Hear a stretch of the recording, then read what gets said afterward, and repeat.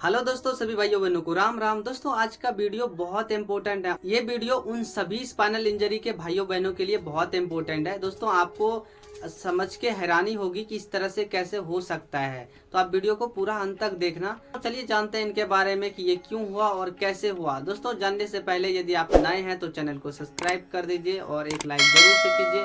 तो चलिए दोस्तों जानते हैं कि ये समस्याएं क्यों होता है और क्यों हुआ। दोस्तों ये सुन करके आपको बहुत हैरानी होगी कि स्पाइनल इंजरी के पेशेंट के साथ इस तरह से भी हो सकता है। तो हम लोगों को गलतियां करने के कारण कुछ भी हो सकता है। जैसे कि दोस्तों अभी हाल ही में मुझे दो भाई का कॉल आया था, एक झारखंड से थे और एक यूपी से थे।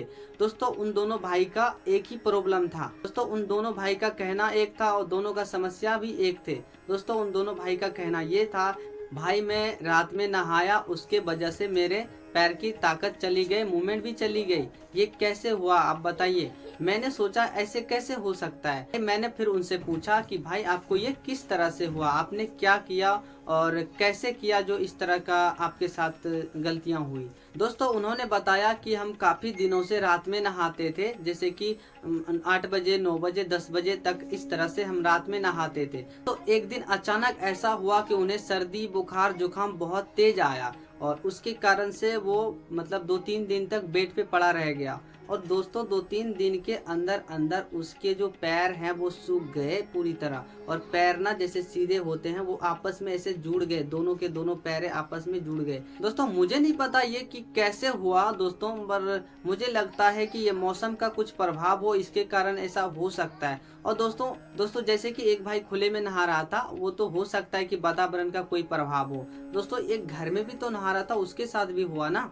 मतलब इसका मतलब हमें रात में नहाना ही नहीं चाहिए, क्योंकि रात में कुछ भी हो सकता है ऐसा। क्योंकि दोस्तों हमारे पैरों में सेंसेस वगैरह नहीं होता है, हमारे पैर पहले से वीक होते हैं, कमजोर होते हैं, और उस तरह का ब्लड का मात्राएं उस तरह से नहीं होते हैं। इसके कारण से पैर बहुत ज़्यादा पहले से ठंडे होते हैं। दोस्तों ऊपर से हम ठंडे पानी से नहाएंगे तो उसमें ना और भी कहीं ना कहीं दिक्कतें हो सकते हैं, जैसे कि इन दोनों भाई के साथ हुआ। इस वजह से हमें सेफ रहने चाहिए और सतर्क रहने चाहिए, ऐसा गलती हमें नहीं करना चाहिए। तो आप इस तरह से गलती कभी मत करना। दोस्तों आप लोग मुझे कमेंट करके बताइए ये किस तरह से हो सकता है, कैसे हो सकता है ऐसा। यदि ऐसा हो सकता है तो आप लोग सावधान हो जाओ, ऐसा कभी गलतियां मत करो। दोस्तों आप एक रूटीन बनाओ और उस रूटीन के हिसाब से पूरा दिनचर्या को सेट करो दोस्तों, क्योंकि आपके साथ कुछ भी हो सकता है, हम लोगों के साथ कुछ भी हो सकता है दोस्तों।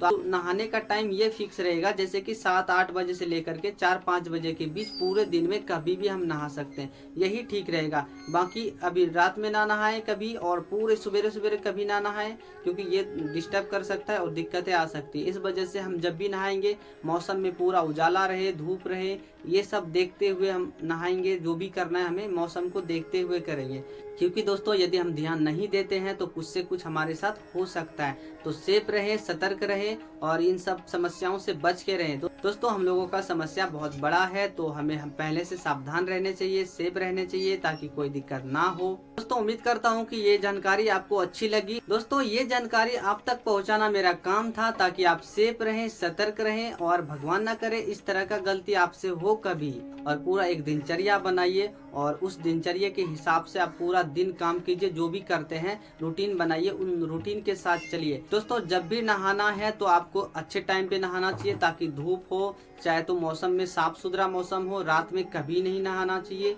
तो इस तरह से सोच समझ के काम करना चाहिए।